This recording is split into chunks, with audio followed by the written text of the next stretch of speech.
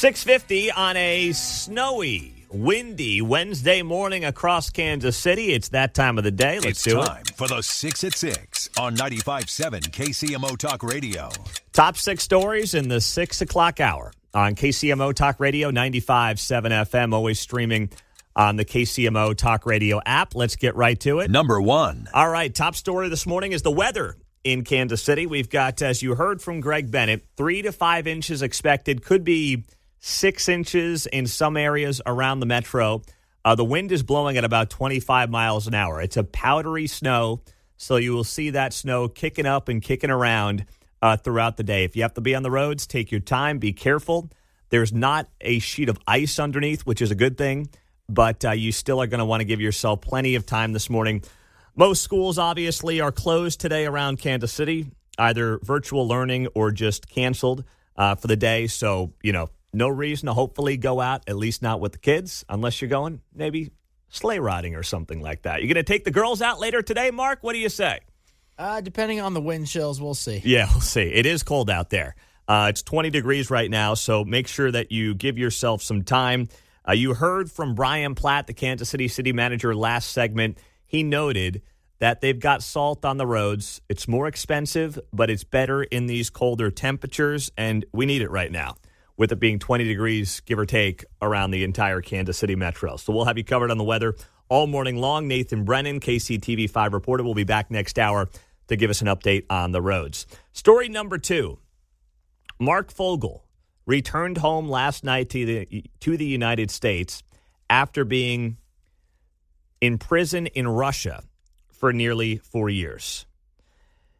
He was busted with about half an ounce of medical marijuana back in 2021 in Russia. In June of 22, he was sentenced to 14 years in prison. He was released yesterday, and he had an incredible moment at the White House last night with President Trump. He's a school teacher from Pennsylvania. He's a regular guy. And seeing Donald Trump greet him at the White House last night at about 9:30 Central Time, and then doing a little, gaggle with the media, was an incredibly powerful moment with the American flag draped around his shoulders. If you haven't seen the story, if you haven't maybe watched or missed some of that press conference, we will play some of that for you this morning here on KCMO Talk Radio.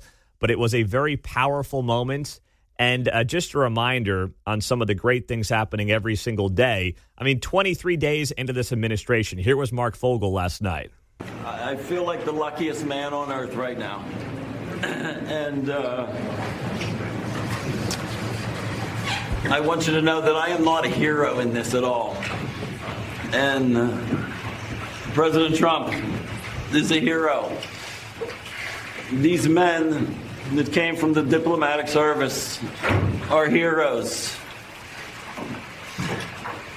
The senators and representatives that passed legislation in my honor to get me home are the heroes.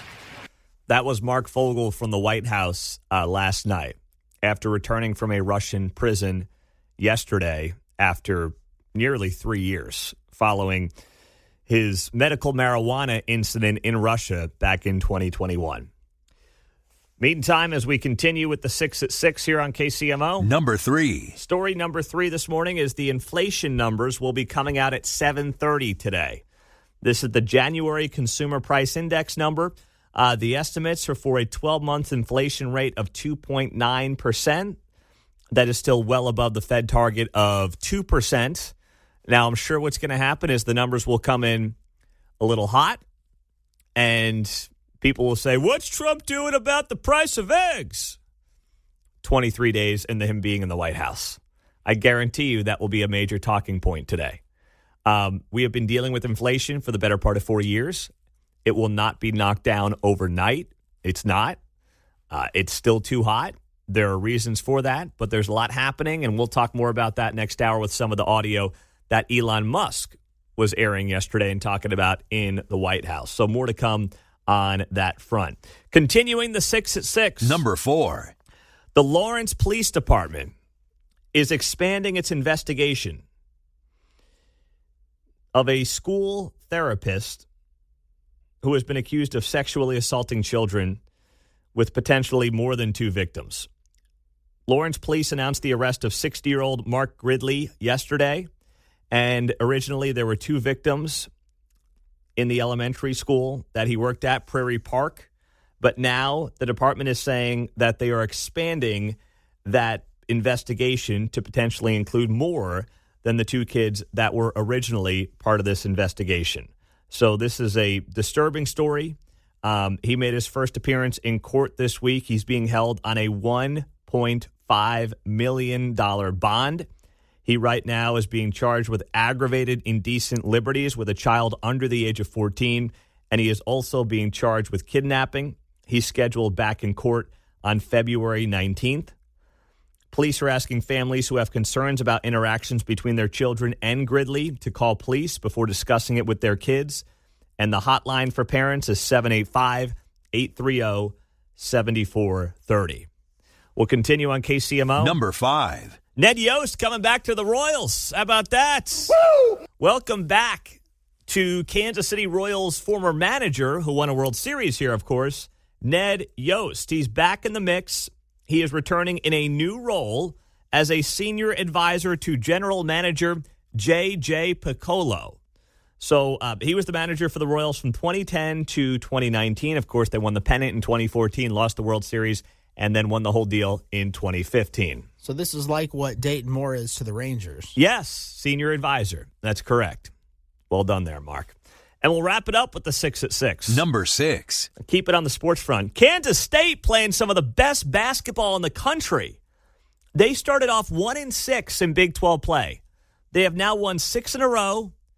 4 of those wins over ranked teams, including last night's 73-70 win over number 13 Arizona. Doug McDaniel scored a season-high 24 points, and suddenly Kansas State is potentially looking at an NCAA tournament appearance, which looked like a complete impossibility just a few weeks ago. This team has come together, and it's been darn impressive to watch. There's your 6 at 6 on KCMO.